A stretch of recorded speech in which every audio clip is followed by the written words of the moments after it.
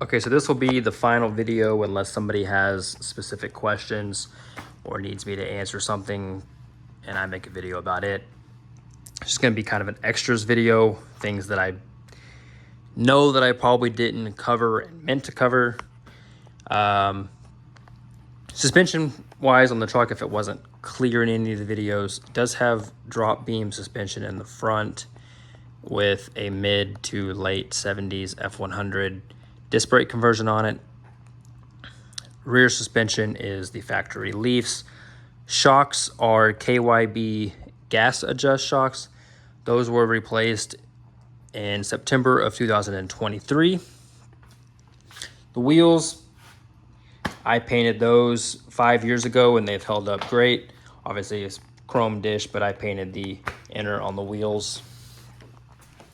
Wanted to touch on this fuel tank again.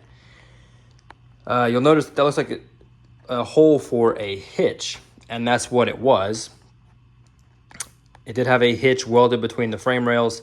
I removed that and made my own brackets, welded them to the frame rails, and those brackets allow you to hang a 65 to 70, maybe even a 71 or 72 Mustang fuel tank to those brackets. The tank that I have is for a 1969, I believe. I think it's a 20-gallon tank. I'm not sure. It might be a 68, which is an 18-gallon tank. Either way, it's larger than the tank that is in the cab of the truck. The tank will be included. The brackets are already welded to the frame rails, and then the tank just bolts up to those brackets. It never has been installed because I was going to run an electric fuel pump in the tank. Never really did decide on which one I wanted to run. And I wasn't convinced that under wide open throttle, the mechanical fuel pump on the engine would be sufficient enough to not cause fuel starvation under any load or conditions that the truck might be in. So I just never have installed it. Now I know I didn't touch on a couple things in the engine bay, so I want to cover those real quick. The brake system has been gone through completely on this truck with the exception of just a few lines. The hard lines on the truck are all fine. They're not rusted or rusted shut or anything like that. The rubber line that goes from the rear axle to the hard line at the rear, that has been replaced. And the lines that go from the master cylinder down to the cross member underneath the engine where they branch off to the back, those are all new as well. Master cylinder is about 1.5 years old. Brake booster is about 1.5 years old. Those were replaced at the same time.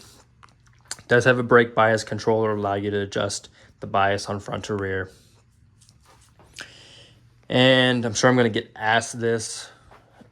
What is the cam in the truck? It is a Comp Cams Magnum, 530 lift, 280 on the duration.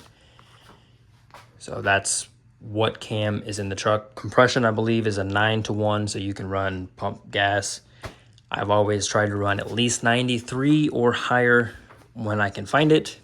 If I have to run 87 or something like that, it's just to get me to the next gas station where I can put 93 in there. And as far as under the engine bay, there's been a lot of things that have been replaced or worked on, trying to bring it up into a more modern era. The wiring has been cleaned up and reloomed.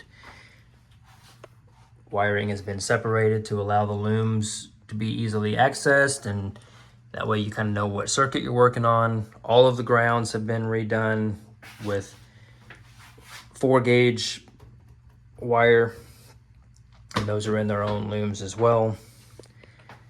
So I just wanted to touch on those few things that I know I missed and was probably going to get questions on, but if there's still something I didn't cover, please feel free to ask.